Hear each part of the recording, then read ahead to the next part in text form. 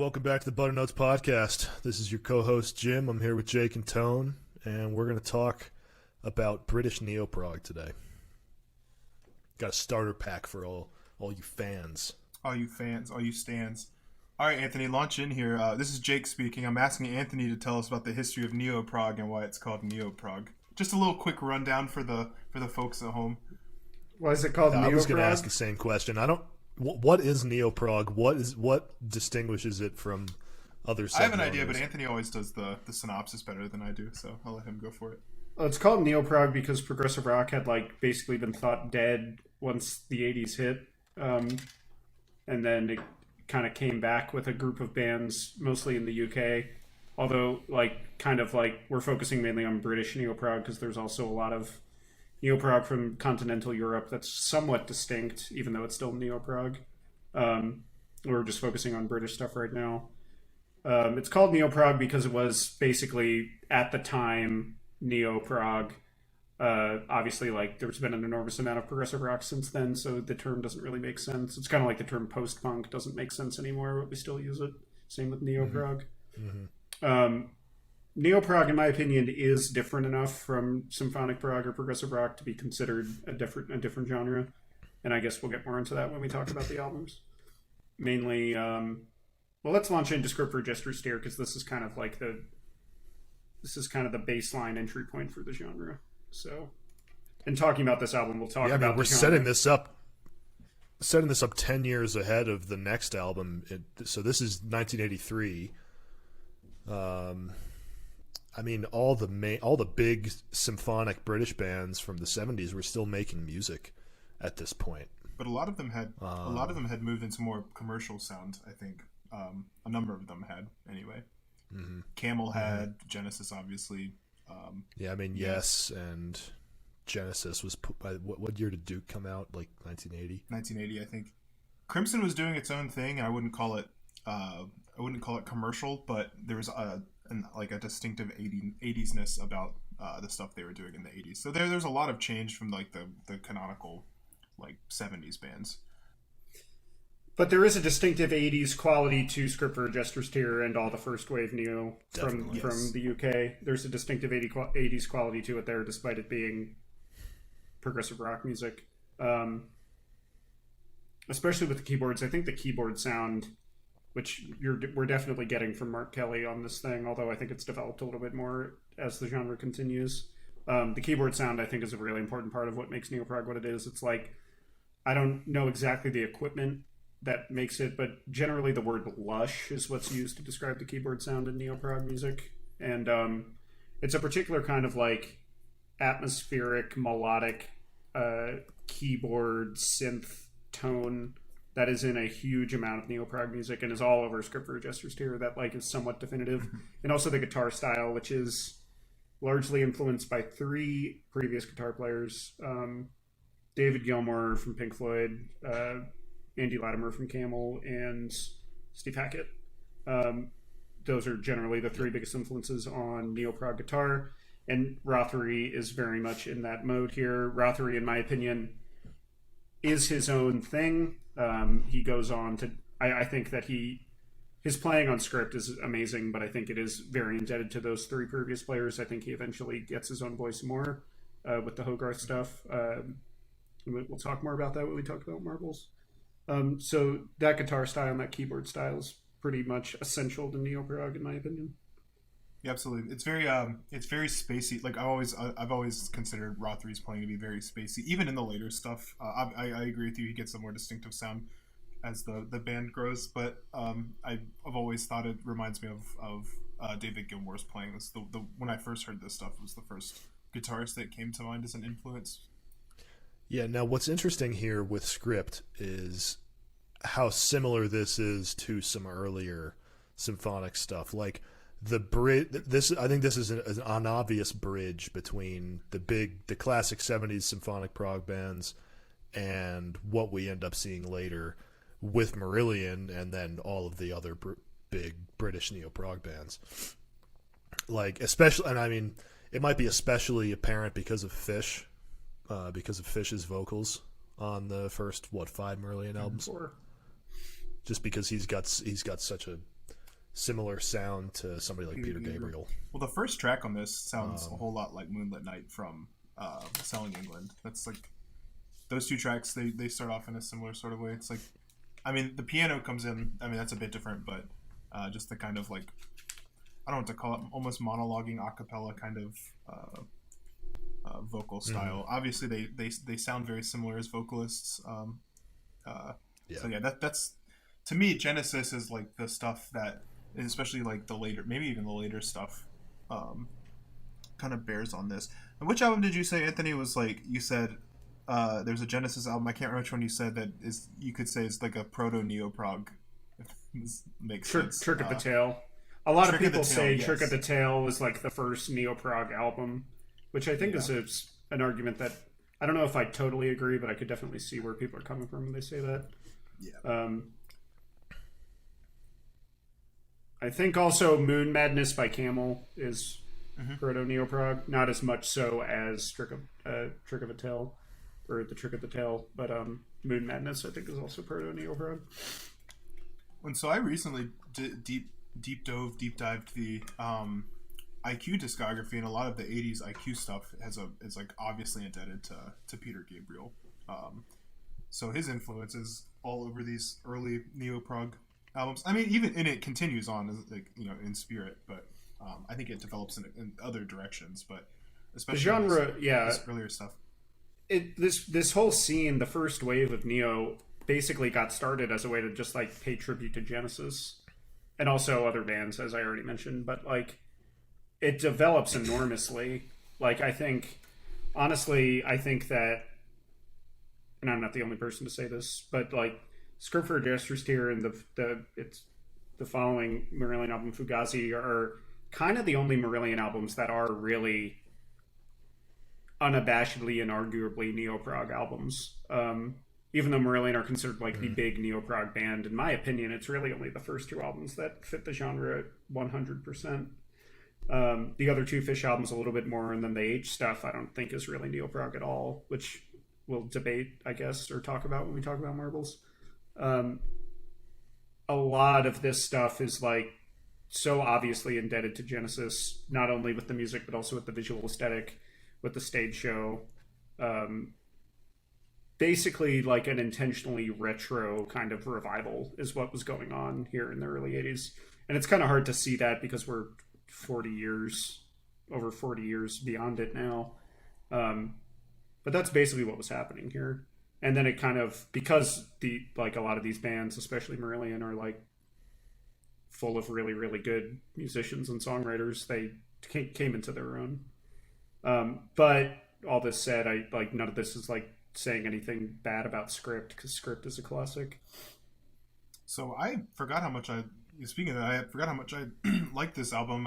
My initial choice for this was Misplaced Childhood, which is probably still my favorite Marillion album. But I think this is a good choice as like an entry point into the genre. And I also think that with Misplaced Childhood, they gain more of there's a commerciality of it. There's much more of like a pop rock sensibility on Misplaced Childhood.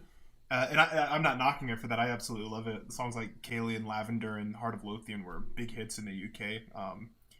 But this one is much more theatrical and bombastic and much more in the style of like the symphonic stuff. Yeah. Like it's like, I don't know, it's just big. It's just like a big production, like you're watching a Broadway musical or something like that. That's the kind of the impression I get. And I mentioned earlier in the week that I think they just completely nail the aesthetic and Fish's. I think Fish's vocals on this album are completely genius. Just like, obviously the album title and the cover, I think matches it. I just get an idea of like a medieval jester, like the sad clown motif or something like that. Just like wailing in the halls of a castle or something like that. And I think that's another thing about Neo-Prog that I noticed, at least in the first wave stuff, that the lyrical themes are oftentimes more down to earth and maybe even darker, rather than being focused on like, I don't know, fantasy themes or like psychedelic or transitists, acid trips, or transitists, or astonishing. No Max. Yeah, no Nomax, unfortunately. The story of the Nomax has done more to explain human nature to me than anything else. Absolutely. that's for another episode, though. But yeah, Neo-Prog is generally lyrically and in terms of the another podcast. general emotional vibe of the music is like very dark and brooding and kind of like sort of like the same kind of emotion you get from like emo music almost, except dressed up with a lot more. Yeah, there's a lot of melodrama. That's the case with early Marillion. H. Marillion is also extremely emotional, but in a way that, in my opinion, is more mature than what we get with Fish. I feel that very strongly, actually. Well, I mean, Misplaced Childhood is based on his childhood. I'm pretty sure there's a concept record written about that, so it kind of tracks, I think. I mean, that might just be a comment on the age of the musicians. Yeah, absolutely. That could be part of it. But yeah, you're getting a lot of melodrama with Neo-Prog. It's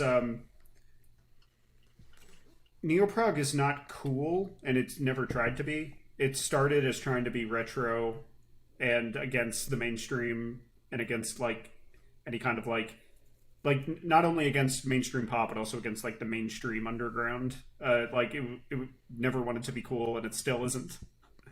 You know what I mean? You know what I just mean? let that slide. I didn't think about that. Everyone I know knows exactly what I you mean. mean. It's just a funny concept.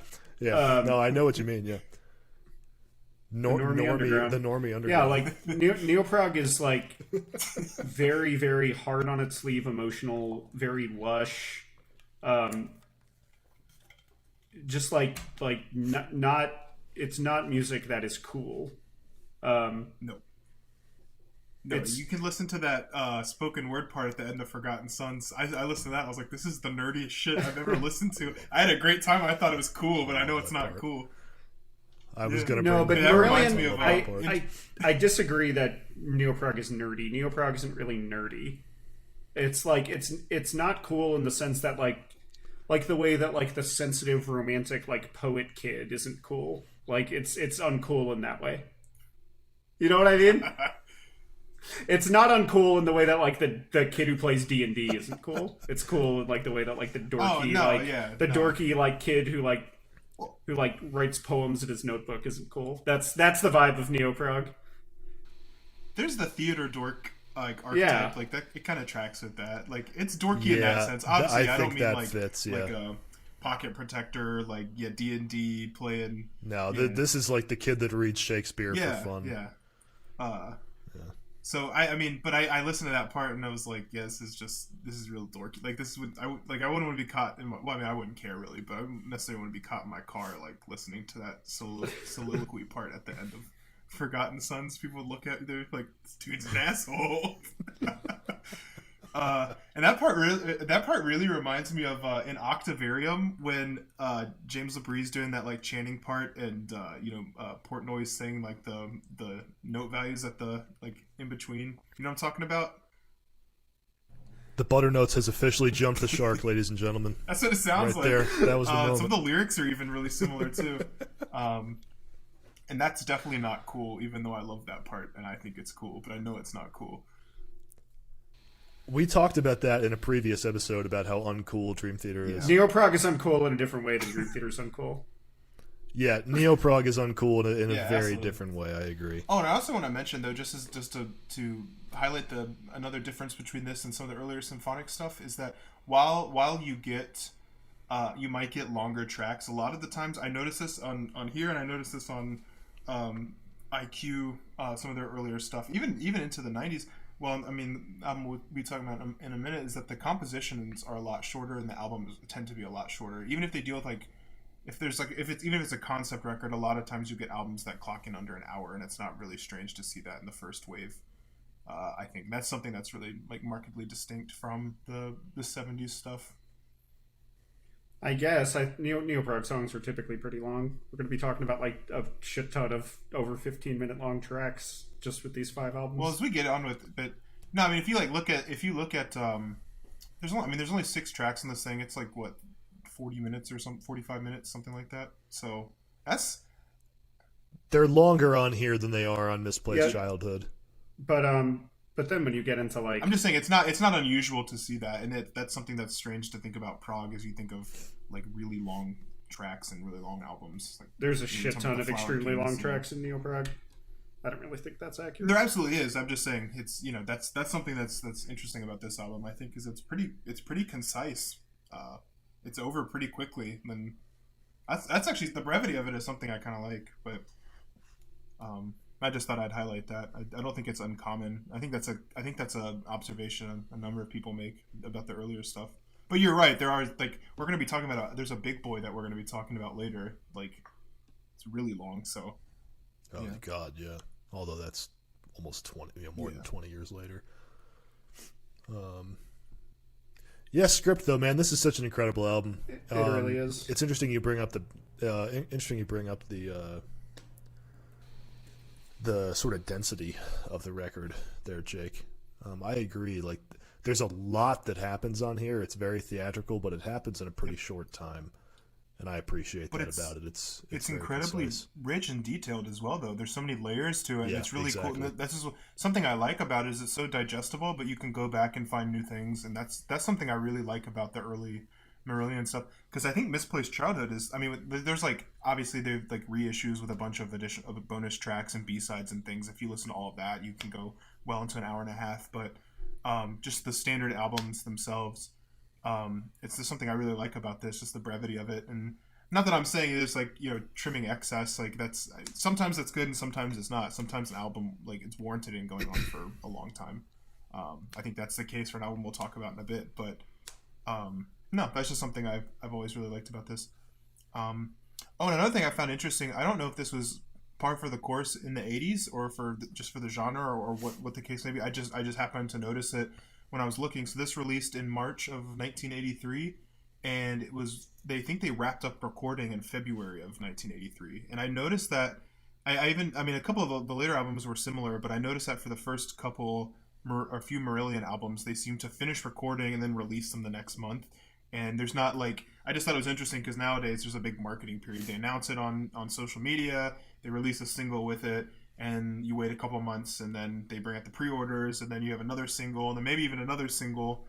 There's all these marketing and promotional stuff, and Marillion wasn't a super well-known band, so it may have needed to get the music out as quickly as possible, but I just thought that was interesting. It's okay, we're done recording, let's release the thing. I thought that was really cool. That's not uncommon in the 70s and 80s. You want to get these fucking things on the shelves, man. One other interesting note here on Script, I read about this earlier. So I guess they had a guy lined up to produce it who had been around a while, and he ended up getting in some horrible car accident and couldn't do it. And the label brought in some other guy to produce it who had experience doing more modern, well, I say modern, but Modern more for the time. contemporary pop music. Yeah, exactly. And I wonder what kind of influence that had on the overall sound of the songs, because there's a very kind of archetypal 80s sound on a lot of this stuff, like the snare drum and the keyboards, all the reverb on the snare. It's they put a piece of I cloth just think over it's it or something when you're hitting it. It's like that. I don't know how to. Yeah, I wonder what the difference would have been if they'd had that. I think Mark Kelly is. I think of the 5 members, Mark Kelly is the most mature on this one. I think he has his voice on the keyboards pretty much down already on this album. One thing that I love about Script is that he's basically playing keyboard parts and a lot of equipment that you would hear in something from the early 70s, but it has the 80s production. And I that's one thing that I think is immediately unique about Marillion, and one thing that I think ultimately becomes something that's somewhat signature about Neo-Prog, especially the first wave. So if I had to pick a star of Script, it would probably be Mark. But Fish has a lot of really incredible moments.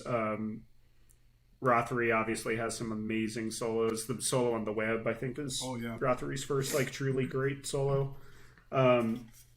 Pete is great. Pete lays down a really great groove on He Knows You Know. So not maligning the other dudes, but I always return to Mark's playing the most when I listen to Script. That part at the end of that track is catchy as hell. I always get that stuck in my head. The end of the Web? No, at the end of He Knows You Know. He Knows You Know. It's when it fades out, He Knows You Know is a great track. Probably my favorite lyrics from Fish, actually. Wow, yeah. I love the lyrics on Lady Nina. That's a genius song, I think. And of course we get Garden Party on Script, which you gotta love Garden Party. That's one of yeah. the few H songs that they still perform regularly. They never stopped. They did that when I saw them live in Dallas, and H what goes totally ham when he's singing Garden Party.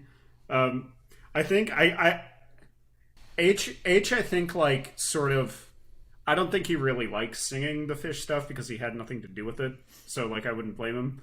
And so like, but when he sang Garden Party, he behaved very differently than he does during like his own material. And it's a song that invites just like being silly, and you gotta love Garden Party. That's one of those tracks where I was thinking. I mean, but that's where I was thinking in the nerdy wreck, because they're talking. There's all this like English imagery, like medieval courts and things like that. That's quoting Chaucer. Yeah, all of that. It's self-conscious though. Like it's funny. No. They're not attempting to be heady or anything with it. Yeah, it's really cool. Fish really is incredible on that stuff too. I mean, just his delivery, it's so clear but also so theatrical. Yeah, absolutely. I mean, that's a whole performance art in and of itself, regardless of the singing. Like I said, I think he's genius on this.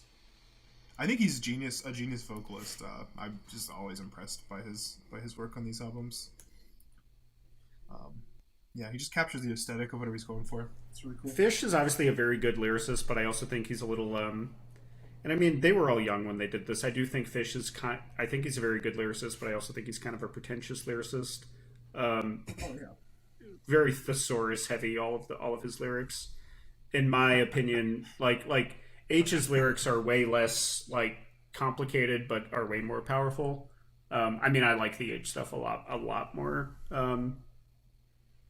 But which isn't to like malign Fish as a vocalist, as a lyricist. I think it gets less thesaurus heavy once you get into Fugazi, and especially once you get into Misplaced Childhood and Clutching at Straws. There's that lyric on. I go back to Lady Nina. There's that lyric at the end where he's singing. I think he says, "Ebony flowers pinned to a velvet cushion in a red light." Edith Piaf sings a lullaby for tonight or something. It's like the imagery of that is like, I don't know. He's really good at creating images. When I listen to his vocals. Yeah. I also don't think Fish he obviously is highly influenced by Peter Gabriel, but I don't think he sounds exactly like Peter Gabriel. Some people say that he does. It's not like he's not like trying to imitate Peter Gabriel. At least not really. He's obviously influenced, but I don't think so, no. And this is I don't want to be hyperbolic or, I don't the need for superlatives or anything like that. But I will say that, I mean, obviously, I think Marillion is one of the most important bands in the history of the continued development of progressive music. Maybe the only other band that had as big an impact maybe is Marillion to the development of the genre. And I'm not like maligning the other bands or anything like that. But Rush obviously had a much more of an appeal, like broadly, but also for progressive music. But I think Marillion is highly, highly instrumental in salvaging whatever was left of progressive music at the time, because it fell out of, it just wasn't very popular anymore. Not that it was super popular anyway, but it was falling out of favor for other types of genres. No, it was definitely super popular in the 70s. I was thinking Guns N' Roses there, I guess, but maybe that's not right. Yeah, Guns N' Roses is super progressive. Slash is like easily the best prog rock guitarist of all time. Yeah, Rothery is an okay guitarist, but I do think that Slash is a better progressive guitarist than Rothery. He's almost as good as Sinister Gates. Whoa, now. Let's calm down here. Don't want this to get too spicy. We're only on the first album. Why don't we jump ahead here? Move on to number 2. Yeah. Is it 11 years? I thought this was 93. It's 93 and 94, yeah. It's 93, I'm pretty sure. Yeah, so this is Ever by IQ is number 2 today. So yeah, we're 10 years ahead, and this is like, we're past the first wave. And Ever is the 5th IQ album, but it's also kind of the first one, because they put out 2 albums with a certain lineup with Peter Nichols on vocals. Then Nichols leaves, and they put out 2 other albums that were poppier and did not get a positive reception. And then they reformed with Nichols and put out this. They put out Ever, and this is really when they start being amazing. And so this is like sort of like the spiritual beginning of IQ. I mean, The Wake is great. The Wake is really good. In my opinion, Ever is like where IQ really gets going. And I always tell people if they want to get into IQ to start with Ever. I agree. Because starting at the beginning is not really a very good idea. I remember I even told that to Jim and he didn't listen to me. I told that to Jim and he didn't even listen to me, and then he admitted I was right after. Well, I'm a chronological guy. I am too. The chronological thing. I did the 7 stories into 8 like demo on YouTube, and the recording quality was terrible. It was just cool. I mean, I like doing it that way. For like, I mean, people who are watching this are complete music nerds, so definitely listen to it chronologically because you can watch the development of the band. I think is really cool. But if you're just looking, like, this is a starter pack, so yes, so you should definitely start with this if you're just trying to get the broad strokes of the genre more than engaging with the band itself. I think that Ever is actually a good album to like discover what Neo-Prog sounds like. Actually, this is like, I think Ever is like sort of maybe platonic ideal Neo-Prog. Like, this is what the genre is really. I would probably point to this album, so I'm glad that it's on the starter pack. Everything about it, like the vocal style, forms, and art confirmed. Yeah. Yeah, it has that same guitar sound and keyboard sound I was talking about. Nichols is like, I think totally had developed his sound here on Tales from the Lush Attic and The Wake. They Nichols is kind of aping Peter Gabriel in the way that a lot of the singers did in the first wave, but he has his own voice on Ever. We get some incredible bass playing on Ever. Like, goddamn, the bass playing on Ever is so good, and it's really dark and moody. So kind of like everything that defines the genre, I think, is like in full force on Ever. So something I noticed, my first listen throughout the entire discography, I noticed exactly what you said about it being the platonic. I thought this was like, it's very 80s, very, like, I mean, it's in the 90s, but it's still very 80s. It feels like melodramatic, and so on and so forth, like what we said about Script. But as I like got through into the discography, into Dark Matter and beyond, into like the Road of Bones, even, I noticed this like really punchy, rhythmic, like percussive quality, especially on like the Road of Bones in a lot of places. When I come back to this album, I notice it as well. Like that's something I think is really distinctive about it. Like what's the Out of Nowhere? I think that bass line that starts the track. All over this thing, there are those punchy bass lines. Out of Nowhere, the second half of Fading Senses, that is so punchy, and also like that middle section, that like heavy middle section of Darkest Hour. This album it's not heavy in the sense because it's not metal. There's no metal at all on here. I guess punchy is the right word for it. Like, this album like has this really percussive quality to it. Like, the rhythm section is doing a lot of work on this thing, to good effect. And they leaned into that as they developed as a band. They used it more often, I think. I was thinking like Knucklehead is an extreme. That song is kind of heavy actually on the Road of Bones. Like, that's actually a heavy track. Like, they write some. I think they go on to write some pretty heavy tracks. And the first like listen through all these albums, I thought, where did this come from? But upon listening to Ever multiple times again, I noticed that they're the seeds of that, and these early compositions here. It's a really cool quality to have in this kind of music. And Nichols is also an awesome lyricist. I think his lyrics are very, very abstract. He's kind of in like the John Anderson camp of prog rock lyrics, which is my favorite camp of prog rock lyrics. Like, Nichols' lyrics all like throughout every IQ album except for the 2 he's not on are very, very abstract and evocative and like really pretty fantastic. Like, he's one of my favorite lyricists. That's all over Ever. Like, listening, like, the lyrics are like the perfect kind of song lyrics because they're very, very evocative, but the actual words don't necessarily make like actual sense. Like, they wouldn't really work even as like abstract poetry. but they're very sonically evocative. So I love Nichols as a singer and as a lyricist. I tend to agree with you, though.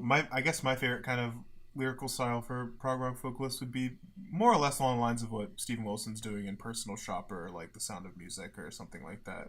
I knew you were going to say probably my. My favorite kind of prog rock lyrics are when they're talking about going to transdiscs, you know? Yeah. I really think Sex by Nickelback is what... Sex by Nickelback is the apex of progressive rock, I do agree. I actually can't fucking stand Guns N' Roses. I know you can't. I'm not a huge fan either. They're okay. I don't mind them. There's a couple They tunes. don't make me. There's a couple. They of don't good make me tunes. that mad, but yeah, they're not my favorite. November Rain sucks. That cover of Knocking on Heaven's Door is fucking trash. It's so bad.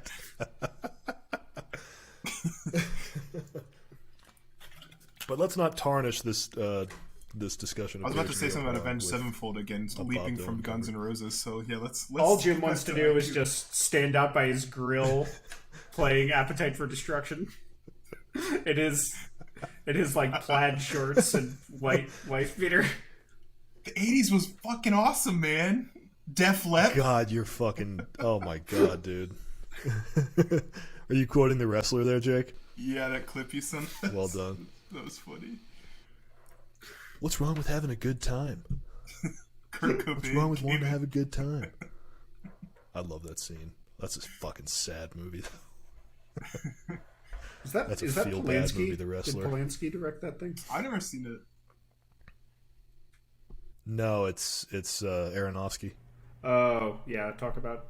I've never seen The Wrestler, but Aronofsky is guaranteed to get you suicidal, no matter which of his Those are movies you see. feel-bad movies, all of them.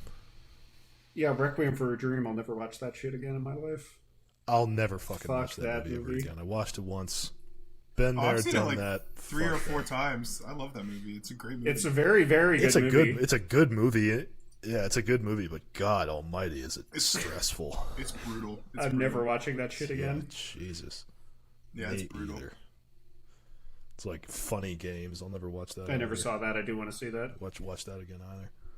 That's a different kind of horrible, though. Mother is also insanely stressful.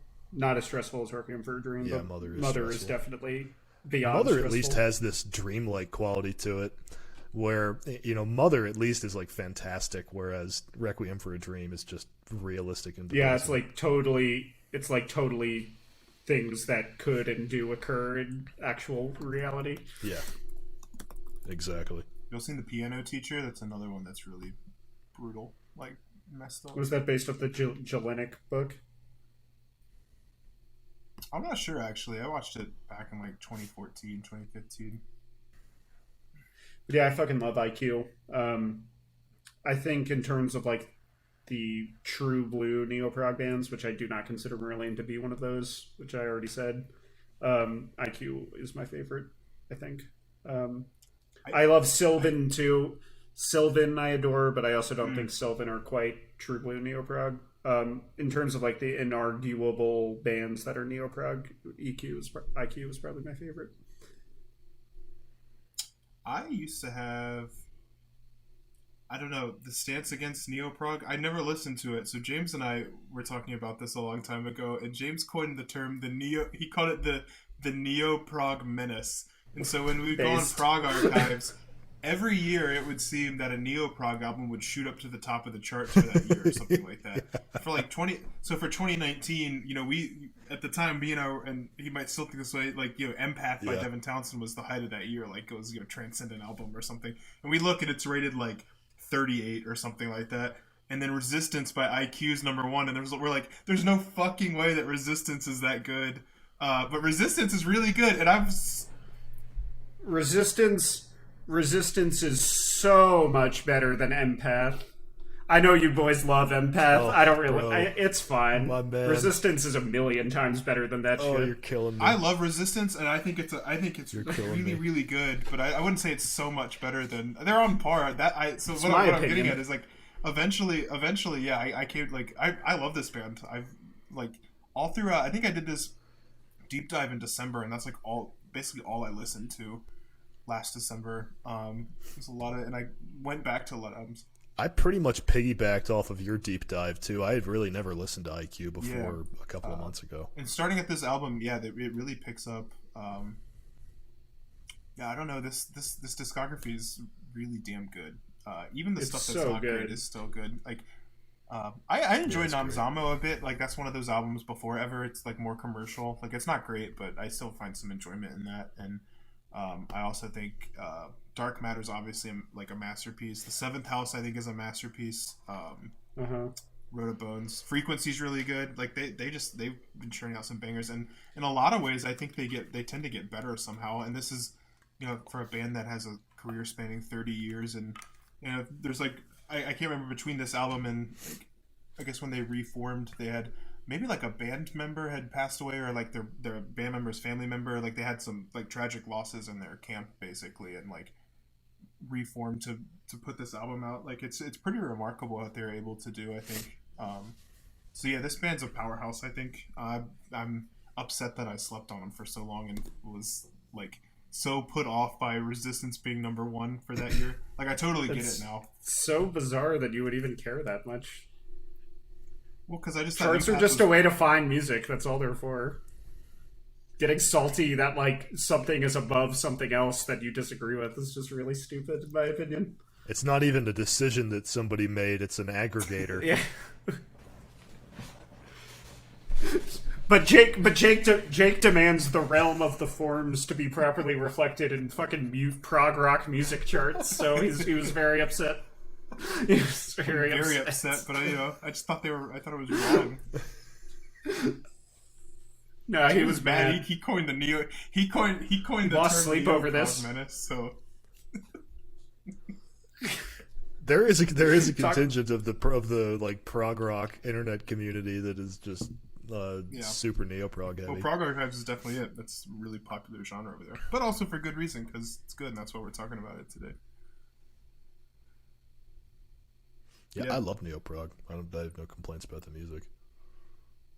Well, we've talked about Guns N' Roses and Aronofsky movies and Prog Archives. Do we want to say anything else about Ever? Did we say anything about Ever? I said plenty of it. I don't know if I can speak for you boys. I said plenty about it. If you're listening to this and you're not familiar with this genre whatsoever, start with this album. It will show you what the genre sounds like. And also give it some time, because Neo-Prog music and IQ, specifically in this instance, is very dense, and it takes some time to absorb it. So be patient with this stuff. It's like incredibly rewarding if you give it the patience and the time it deserves. I think that's true. I mean, I overlooked a lot of this music for many, many years, and I wonder if it was I don't know, it might have been an age thing. Because it doesn't shred. That's yeah, why. I mean, even though it's progressive rock, exactly. Even though it is progressive rock, there is a subtleness to Neo-Prog that yeah, exactly. That it takes a little bit of time to absorb. If you're like if you're overdosed on Dream Theater, then you kind of have to code switch if you want to get into Neo-Prog. If your dopamine receptors have been blasted out by Metropolis Part 1. I've listened to one Dream Theater song this year. I listened to whatever the fuck the song was, The Alien. Losing Faith? I'm going to listen to that again soon, so we'll see. But no, I've listened to barely any Dream Theater this year. I've listened to Fatum Horrificum for Guilty once a day this whole year. At least once a day. That song is so bad. So good, you mean? Yeah, that's yeah, what I so mean. good is what you mean.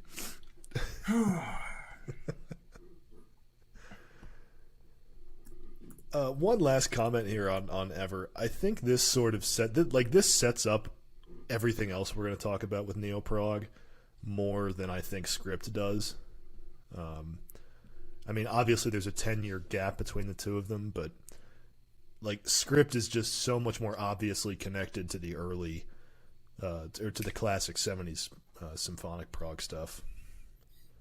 Whereas this Ever has that sort of lush quality to it. that I think Anthony mentioned is going to become so characteristic of Neo-Prog in general.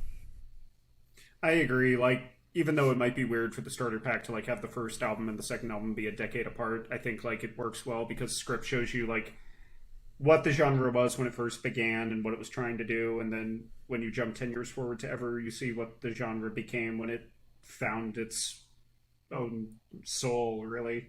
Yep. I think that like ever is kind of the apotheosis of like exactly what this genre is and what it's doing, and it took that decade for that to happen. So I think it's a really interesting comparison. We're about to jump in almost another decade here. Yeah, geez, let's go. So we're going 2001, Not of This World by Pendragon. Zeus Pendragon. That was their first bit. They were originally called Zeus Pendragon, and thank God they changed it. They said they didn't like the way it looked on T-shirts. Then somebody was like, "Guys, what the fuck? Come on!" No, it's because they didn't like the way it looked on T-shirts. They didn't drop it because they didn't think it was cool. So one thing that is weird about their logo, they have this like Iron Maiden looking logo. Pendragon, do you see this? Yeah. Yes. It's not very fitting for the music, in my opinion. It's not, but this album cover, which is really ugly, but it's very comfy and gaudy as fuck. I was gonna say this. I was gonna wait for one of you guys to say that their album covers are so gaudy and excessive. Excessive is exactly. But they're so the right comfy. Word. Like, yeah. Oh yeah. It looks like a fucking like a used fantasy novel cover that one person read and then donated. That you'd find at like the Goodwill. Yeah, exactly. What was that medieval painter who painted all the demons and stuff? And like, it's really busy. There's like all these monsters and stuff. Bruegel. I can't remember the guy's name. Well, Da Vinci. There's Da Vinci. There's Hieronymus Bosch. Hieronymus Bosch. Thank you. And also Bruegel. We talked about Bosch in the Bruegel, Deep Purple episode. Yes, we did. I mean, obviously, it's not as disturbing as a Hieronymus Bosch painting, but that's just the busyness of it is what it reminds me of. But this album absolutely fucks. Album cover aside, it fucks big time. Yeah. I can't look at the album cover anymore. The other ones are like it too. The album is so good. This is such a good album. Like, it's not even like it's a fun album sort of thing. It's like an amazing album. So it's like we could set the album cover aside. Look at the Window of Life. Look at the Window of Life album cover too. That one's wild. It's the same kind of thing. Yeah, there's that one. And then that's Masquerade. In the Window of Life. Oh, jeez. The Masonic chest floor, and then this one I kind of like actually. They should have eliminated some of the figures from it. They should have had it be a little. The guy in the bottom They could have left just this dancing couple. If they would have just had the landscape and the dancing couple, it actually would have been a pretty good album cover. But what's with the monkeys? Yeah. What are they looking at? That looks like the new Flower Kings album cover. And why is there this Animorphs motif here? The guy turning into a bird. That's a throwback. Damn it. And there's the wizard in the bottom corner playing chess with a scientist. And God the woman is from crying here. The woman from that painting, the farm. I can't think of the name of the painting, but the farmer and his wife sitting there. She's in the corner there. And a guy is dead. A guy is dead on the stairs, and his soul is coming out of his body. Yeah. Yeah, that's the Animorph. He died. He's becoming a penguin that flies. And then we gotta talk about the actual band now. Pendragon are really is a really fucking good band. Like we're making fun of the album art, but it is actually a killer band and a killer album. There was a little debate. We originally were gonna do Window of Life for the starter pack, but ended up switching to Not of This World. I had actually never listened to either of these before, but they're both really, really killer albums. I was pleased listening to both of them. There's basically three, because Masquerade is also I think in this realm. Like the three that they released in a row here, I think would have worked. But I deferred to Anthony on this because I only recently listened to Pendragon, so I wasn't sure which one was more like seminal for the genre? I would probably say that The Window of Life is probably more seminal, but I think that Out of This World is better, although some people would disagree. Usually, if you ask any fan of Pendragon what their favorite is, they'll give you either Window of Life, Masquerade Overture, or Out of This World. It's usually one of those three. So it probably could have been any of those three that we picked, but this one's my favorite. This is one of those prog rock albums that's basically one long song. It's basically a suite, like an album-long suite. And that is hard to pull off. A lot of bands try it. It's a popular thing to do in progressive rock. A lot of bands try it, and it doesn't, and it very often doesn't work, but it works very well here. Like the way that they bring back a lot of vocal motifs and a lot of musical motifs, like often in like really unexpected ways, and like the way that they like recontextualize certain like motifs throughout the album. It's like really, it's pretty brilliantly composed, honestly, and very. There's a concision to it, even though it's a long and sprawling progressive rock album. There's like a concision to it that I think is somewhat indicative of Neo-Prog at its best, and for that reason, I think it's a really important album in the genre and exemplifies a lot of like what this genre can do when it's good. Yeah, I feel like in some ways I haven't fully experienced the album because I have. The only way I can listen to this is on YouTube. I mean, I could buy the album. Just buy the album, you fucker. But I was listening to it on YouTube, and of course, there's a playlist. No thanks, and haha.jpg. Yeah, I don't like buying music.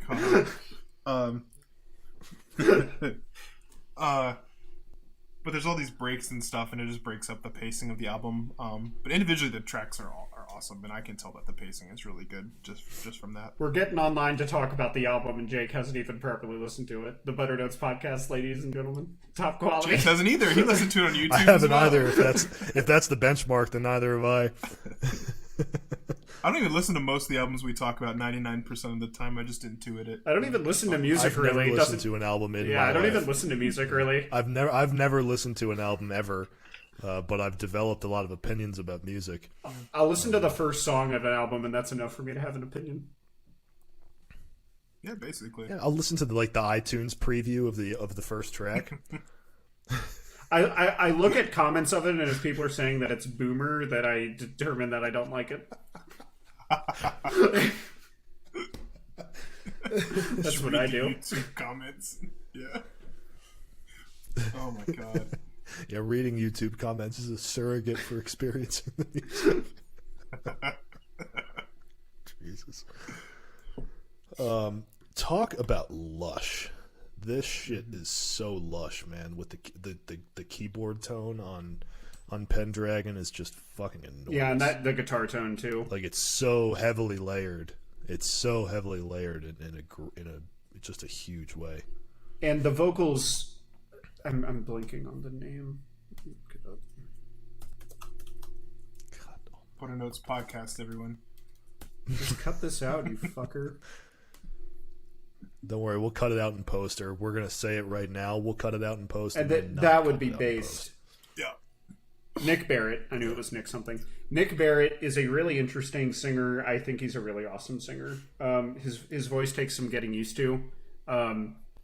It's very heavily really heavy British accent on his vocals, which is pretty common in British Neo-Prog, but I think Nick Barrett is probably the most so of any major Neo-Prog singer. And he has this weird, sort of high, sort of fragile, high-pitched tone to his voice that's very unusual, but I really, really like it. And I think that, there's, this vulnerability and, emotional openness to his, not only to his lyrics, but also to his vocals that come across a lot here. And I think it's a really great vocal performance. There are some moments where it goes too far. There's a spoken word section on this album that should have been cut. I don't know if you all remember that. Yeah. Yeah. I won't repeat it because it will sound like I'm making fun of the album, and I love this album. There's a spoken word section that should have been cut. So there are times where it gets almost too like too emotional and like too melodramatic. It almost jumps the shark sometimes, but not quite. That's really easy to do in this kind of music too. Like when you're riffing on that deep emotion, it's hard. I can see how it'd be easy to overdo it. And they do overdo it at a couple points, and then there are moments where they overdo it, but it almost like it's so overdone that it like sort of circles back around and is genius. And I think that that's like why this album is so good. Like this album is like teetering on the edge of just being too much, but it works. So cringe, it's based. Yeah.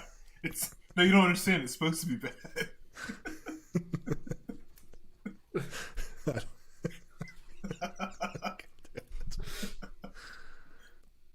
Yeah, I only recently got into Pendragon.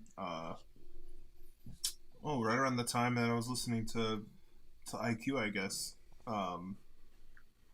So yeah, like I said, Anthony was like, the part in whatever, and I was like, oh, I didn't even realize that song had 3 parts. I didn't even know what song we're talking about. It had like the subtitle, and I was like, oh, okay.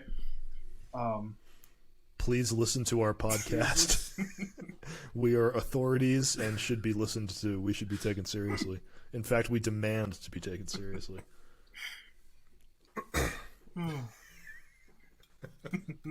Anthony is seething. I'm not seething. If you guys don't have anything else to say about this album, we can move on. You know who says they're not seething? People who are seething. People who are seething. Exactly. No, I would say that this is very much in the vein of what IQ was doing, but it's more excessive, and so I don't think this is a great starting point album for getting into Neo-Prog. Personally, I wouldn't recommend this one to someone like, hey, I really want to listen to Neo-Prog. Which one should I start with first? Like of these albums, I wouldn't say Not of This World. I think it's an exhibit in the more I don't know, grandiose side of this genre, I would say, which is not a bad thing. I'm not criticizing the album on that front. I'm just saying that's it. I think this album is a little more to digest than some of the previous 2 albums we just talked about. That's how I felt listening to it. I thought, oh man, yeah, this is something that if I listened to this in 2015, I would have absolutely hated it. I would have thought it was just way too like over dramatic. Too fancy, like I don't know. Yeah, I would have been disgusted by it. But having heard all of IQ, a lot of Marillion, that was much easier for me to stomach. And I think this is an album for me anyway. The way I felt is that I think it would be one that you would need to be patient with, along with a lot of this other stuff. I think that's actually really interesting because I would say the opposite in my experience. I think I probably would have liked this more than Marbles if I had listened to it, years ago. But I can only say that in retrospect. I don't actually know. No, yeah, I probably would. I think I would have hated this like just 5-7 years ago. But I don't. Yeah, no. Where are the polyrhythms? Yeah, where's the chugging? Where's all the chuggy guitar riffs? Where's the chug? Yeah, where's the chug? Which operating system composed this? What do you mean emotion? Music?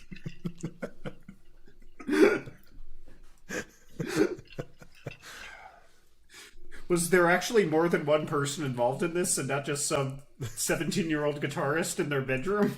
What the fuck? Did they actually have to leave the house to record this? Utterly cringe.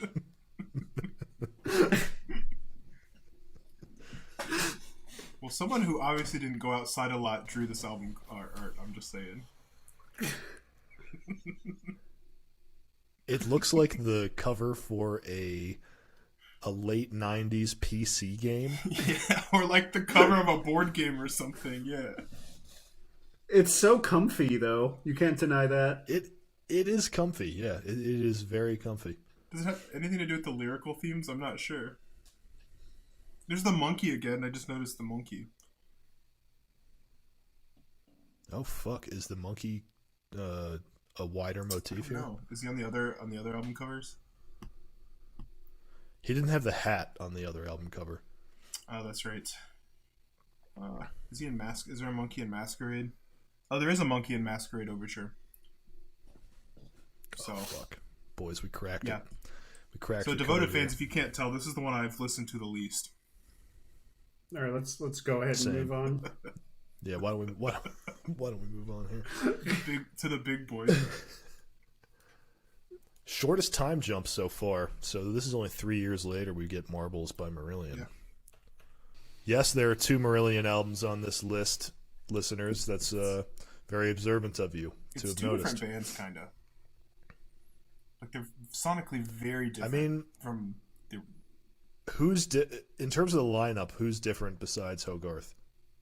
Just Hogarth. Hogarth. Well, Is it it's just Hogarth? on script? Mick Pointer is on drums, but that's the only Marillion album Mick Pointer's playing drums on. Yeah. And then Ian Mosley That's comes actually in. that's actually pretty yeah. Yeah. That's actually pretty incredible. He's such a difference.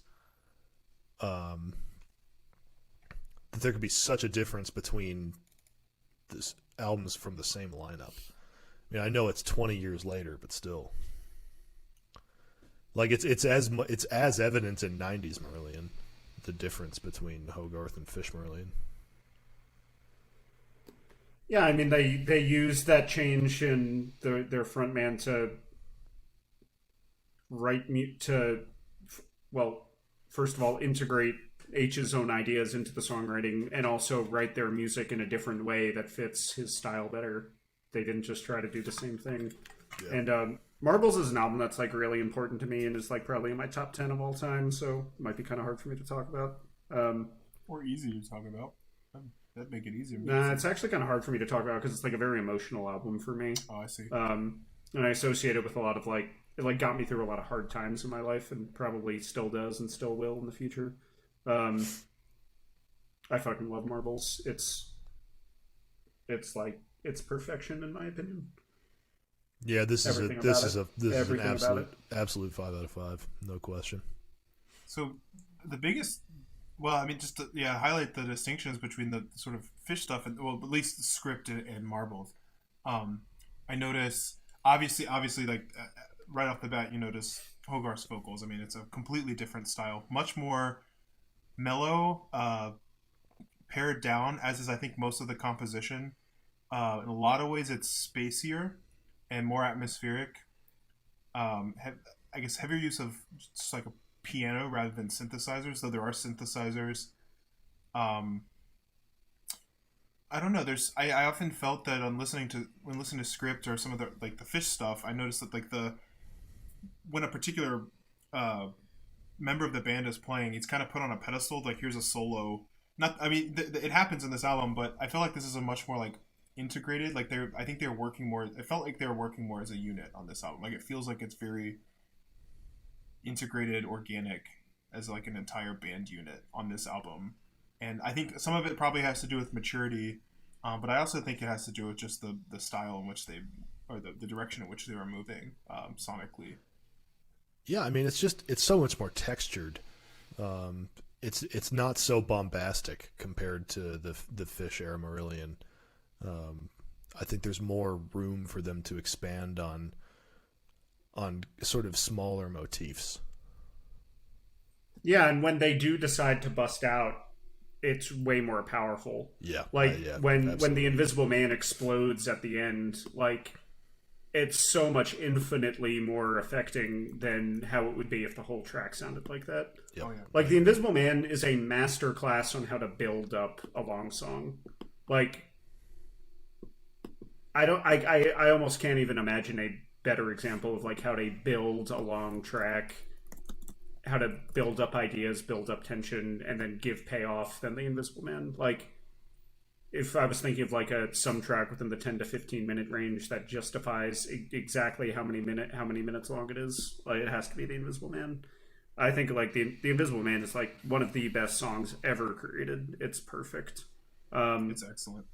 And when it blows up with Hogarth, like there are several moments at the end of Neverland 2 where Hogarth like gets so emotional that like his voice cracks. Yeah, I was gonna mention that. Yeah. He doesn't do that very often, but when he does, like it hits you so hard. At least Yeah, it does it for does. me. Yeah, no, same here. It sounds like he's like almost Same weeping here or for crying sure. or something. He's like broken or something when he's singing it. Not in a bad way, like emotionally broken or something like that. But not only, I mean, I'll take what you said and take it further. So not only within the tracks, but I think, of course, so we should mention that this album, there's different versions of it. So there's a full length, which is the 2 discs, and then there's a truncated version. And I've listened to both. Have you guys listened to the truncated version? Yes. No, I don't even know why they put that out. Yeah, I didn't listen to it. I mean, it's for people who, I mean, it's a long album.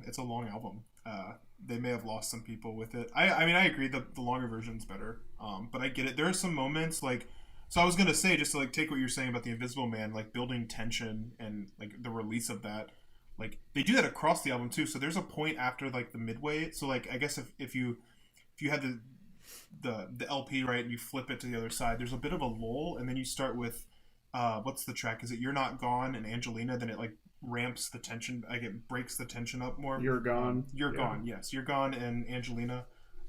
Those 2 tracks have a lot of energy. It's just like a building it like through the interludes and then just moving. So they do a really good job of spacing that out and breaking the album up and like making you wait for the payoff. Not that the more tender, like softer moments aren't good. It's just, I don't know, the kind of highs and lows of the album I think are really well spaced out, and I don't prefer the truncated version for that, although it is more digestible, and sometimes taking these on their own, just listening to one side of it can be rewarding in its own right too, because the tracks individually are very good. Some of them I think need the context of the other tracks, but a song like The Invisible Man I think could be listened to on its own, and someone can go, yeah, this is a really good track. Yeah, like pretty much every emotion that you can think of is represented on Marbles. It's like almost like a catalog of feelings almost. Like I think that The Only Unforgivable Thing is like one of the best metaphors for like guilt I've ever heard, and it's very, very simple. It's like almost intuitive. And that's what I love about H as a vocalist that is insanely different about Fish, is that like he can cut to these like really powerful emotional cores like with very, very simple metaphors and language, whereas Fish is like always throwing the thesaurus at you. And the older I get, and I think like when you get to the point where you like Hogarth Marillion more than Fish Marillion, you kind of have to get older to feel that way. And the older I get, the more I value that simplicity. Shots fired. And that's all over. I'm afraid to do these rankings now at the end. That's just my opinion. Well, Jake takes all this way more seriously than me. Well, you just said if you like, basically implied if you like Fish Marillion more than Hogarth Marillion, then you've got some Arrested Development going on or something. No, it's basically you read that into what I said. Basically, what you said. I'm saying that. Fuck you, Jake. Well, I don't care that you say it. I already know that Jake has Arrested Development. Guys, we're all approaching 30 doing a podcast about music. There's enough Arrested Development to go around. We're going to make here. it big one day, boys.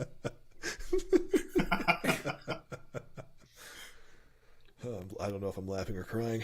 But yeah, I fucking love Marbles. It kind of like makes me uncomfortable, honestly, to talk about it in this meme format right now because it's so important to me. But there's adore nothing Marbles. memey about this album. Yeah. I mean, it's extremely, it's dead extremely serious sincere. in a good way. Yeah, I mean, you know, it's so easy.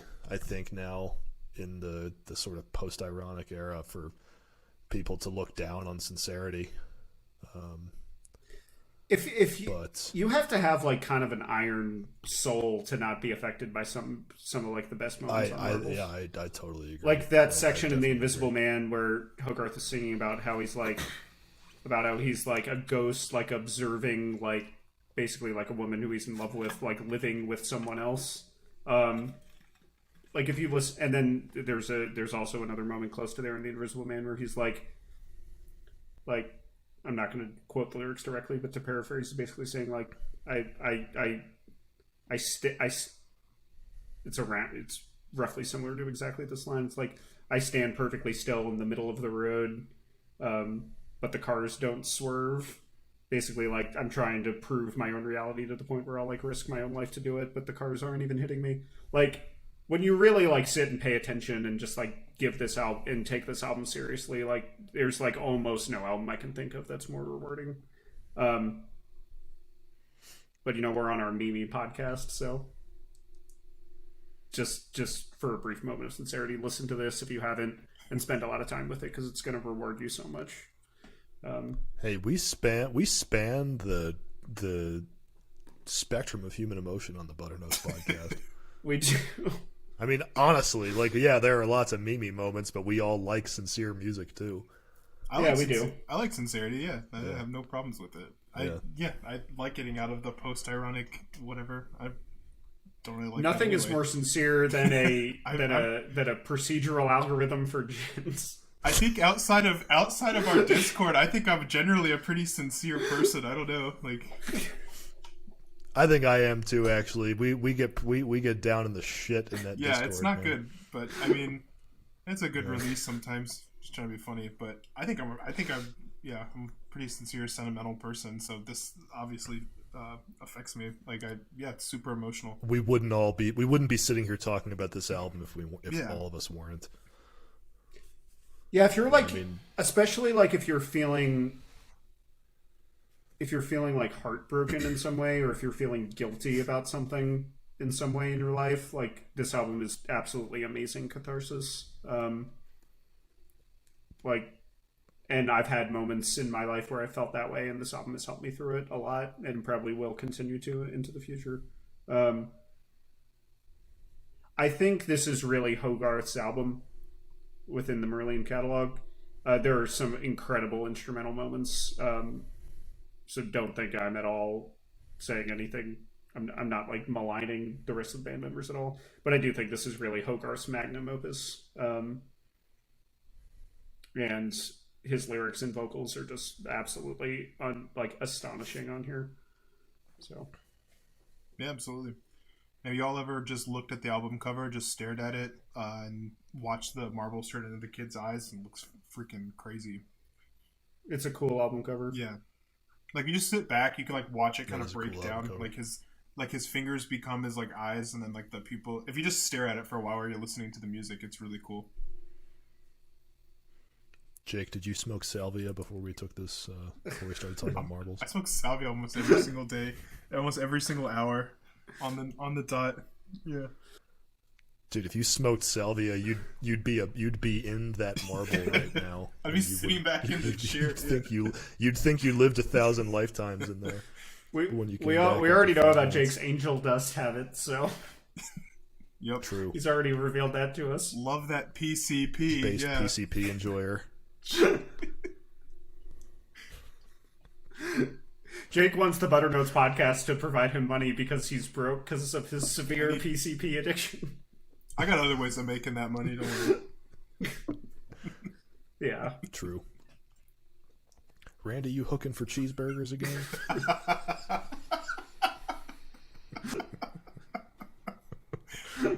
Fucking Randy. Good old Book Bandy. All right, well, let's move on to number 5 here. This is just 2 years later.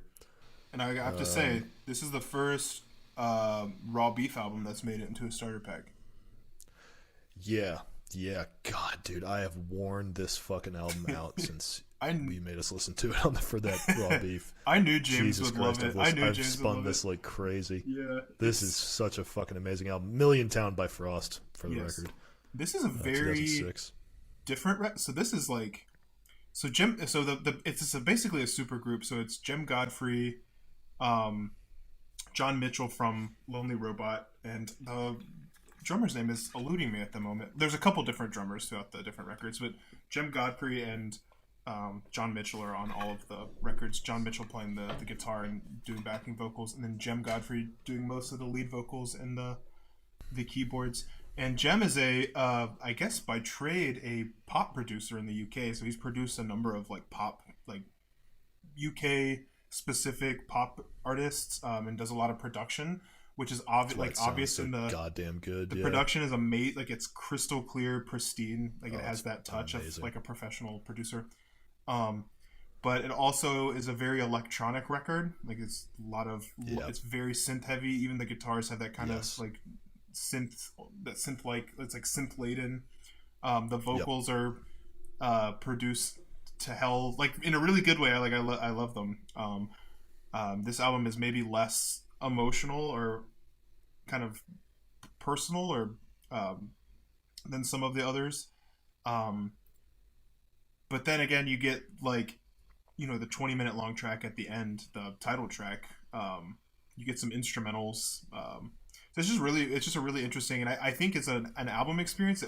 It doesn't flow as well as some of the other ones, like as a full album, but as a compilation of songs. I think it's, you know, it's kind of got that pop format going, even though some of the tracks are really long, like Black Light Machine and the title track. But it's very structured very differently than a lot of these other albums. I think there's a pretty big AOR vibe on this album that I didn't really talk about when we talked about it previously, but listening to it, that's adult-oriented rock for anyone who doesn't know. Yeah, I always explain acronyms and stuff because some people don't know them. So it's referred to as. I don't know what that is. What is that? You don't know what AOR is?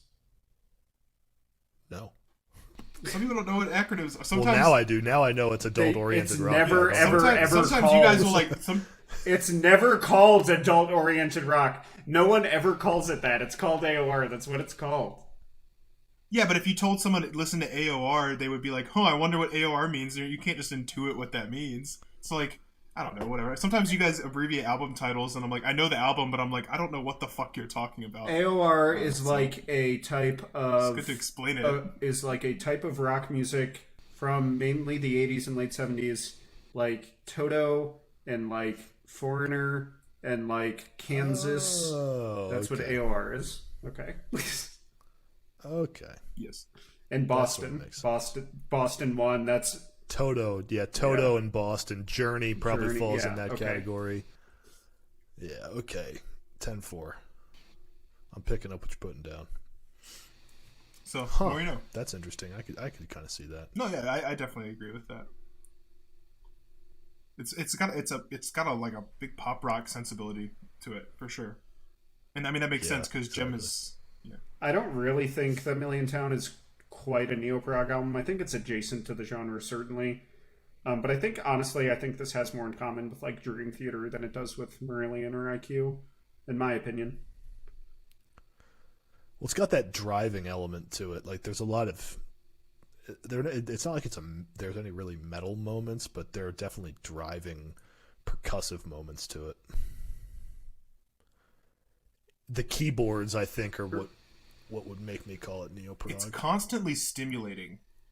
So like that's something that I think is different. Like not so obviously like I don't think you need to be like stimulated. There's something like in like a lot of progressive metal, like I'm thinking like Periphery, right? Like that stuff is just extremely stimulating, right? There's a lot of shifts, like there's like punchy riffs and high vocal. I mean, whatever. But with something like Marbles, it's not a highly stimulating album. You know, it's not like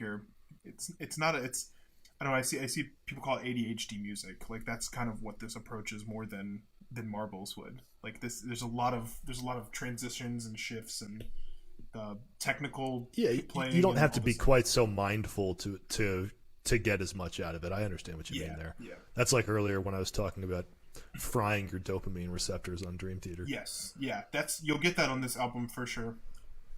Milliontown is not like the same genre as Dream Theater, but I think it has more in common with a band like that than it does with Marillion, for example.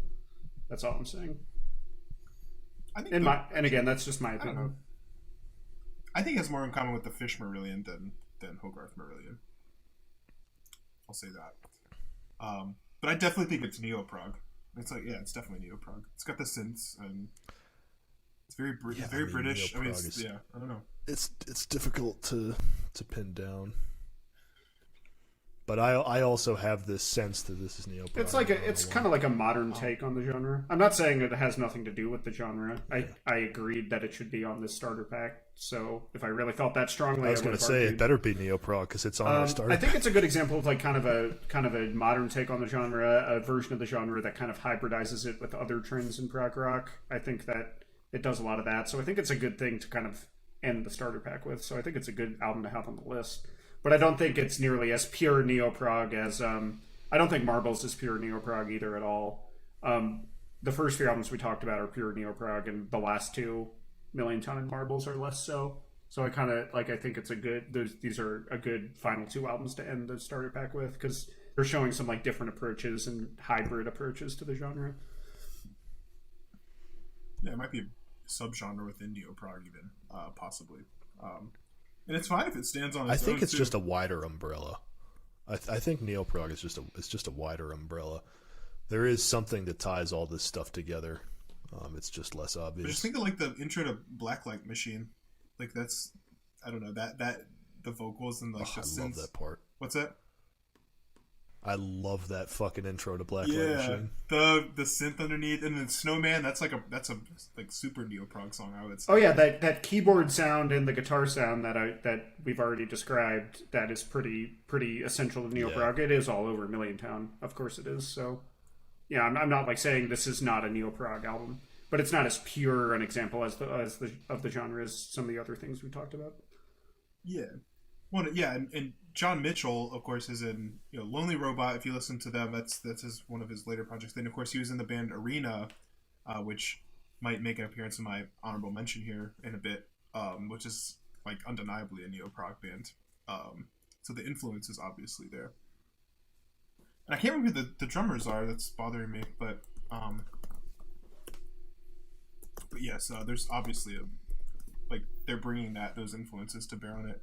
Because John Mitchell's in a Neo-Prog band, in multiple Neo-Prog. Oh, Craig Blundell, of course, was he was not on this record, but he was in Frost at one point. And I think, let's see here. Oh, Andy Edwards was the drummer on this album, and then Craig Blundell for the next album, Falling Satellites. Cool. So the revolving door of drummers. Yeah, this album is it's a pure joy to listen to for anyone who likes prog rock music. Like, it's great. Blacklight Machine and the title track just blow me away, man. Hyperventilate, don't sleep on that. Yeah, Hyperventilate is sick. Those are the three tracks I return to most on this one. Oh, yeah. Those are excellent tracks. God, dude, fucking the title track is just ridiculously good. My favorite moments on the album are in there. There's one motif that they build up for like 4 minutes. It starts around 7 minutes on the title track. The "You and I will never die. We are not the only survivors." That whole section, god damn, that part is amazing, man. Have you ever noticed how in the Bible, when God needed a killing, He'd send an angel? That sample is really fucking. That is a good sample. Yeah, that's a good sample. There's one other moment in the title track. It's like right at 20 minutes where the drums just pick up this fucking vamp, and the dude is just grooving, and the keyboard line is really just kind of following the chord progression, but holding out these big high notes and then like embellishing to the next one. It's amazing. Mm-hmm. Well, I think that this, honestly, it's weird how they develop, because so the next you get Experiments of Mass Appeal, and then you get Falling Satellites, which, in my opinion, that's really like a progressive pop album. Falling Satellites is. Yeah. And I absolutely love that album. I think that's it's not I don't like it as much as Milliontown, but I think it's really good. And then their new album, Day and Age, is much closer to like symphonic stuff, like even that's. Like I haven't like spent an enormous amount of time at the Frost catalog, but I think I like Falling Satellites the best of the four. But that's a very, very preliminary. That's opinion. A good choice. I need to spend more time with those four albums. Falling Satellites is what I heard first. I heard Numbers. I saw the music video, which is a really cool music video, and thought it was some of the coolest shit I'd ever heard. And then I went back to this one and thought it was even better. But Falling Satellites, I love that album. I think that's a really good one. I wouldn't fault you if it was your favorite. It makes sense. All right, lads. It's ranking time. And honorable mentions, which I assume James doesn't have any. Yeah, I don't have one. Do you have one? Yeah, I'll throw in an I honorable have mention. Shooting Albatross by Abel Gans from 2008. They're a Scottish band, so pan UK. But they were part of the first wave, and then they reformed with Shooting Albatross with a pretty different lineup. And that is an amazing, amazing album. Could have been on this list, honestly, in terms of quality. But yeah, Abel Gans, ABEL space GANZ. Yeah, I'll go with Contagion by Arena, which is John Mitchell. Yeah, Arena aren't a personal favorite of mine, but are an extremely important band for Neo-Prog, and kind of the heavier side to Neo-Prog too. So I do like Arena a lot. Definitely pretty important band. So, and Contagion is their best work. I like everything John Mitchell does. Yeah, I agree. I love everything John Mitchell does. I like the Lonely Robot albums a lot too. My honorable mention is whichever Nickelback album has sex on it. I don't even know their names. Why don't we rank these things, though? I'll go ahead and start. 5-1, Not of This World, Ever, Script, Marbles, Milliontown, although those last two I could see getting reversed once I've had a little bit more exposure to Marbles. I can go. 5-1, yeah, also Not of This World and Ever. And then I think there's a leap. I think all three of these are masterpieces, but I would go with Marbles at 3, Milliontown at 2, and Script at 1. For me, 5-1, Milliontown, Not of This World, Script, Ever, and Marbles. All right. That's about what I expected. Yeah. Well, that wraps up British Neo-Prog. We are going to do another Neo-Prog episode, Continental Neo-Prog. And I'm sure we'll get into the distinction there. Neo-Prog that deals with continental philosophy. Yeah, just takes the themes of Heidegger and puts it in music. Based. Ariana already accomplished that with Transitus, so don't. True. Although Transitus is more like Victorian England, so that'd be UK. Sounds like you only have a surface understanding of the album, so probably stop talking. Fair about enough. I've only listened to it 750 times, unlike you guys who have listened to it thousands and thousands of times. You listen to it in your sleep. I have it constantly playing on a loop in my house, so it makes for interesting dreams. You hope that in your dream state you can find some more gems. God damn, we rip on that one too much, maybe. Possibly. Probably not. All right. Well, let's call it there. We'll catch y'all next time.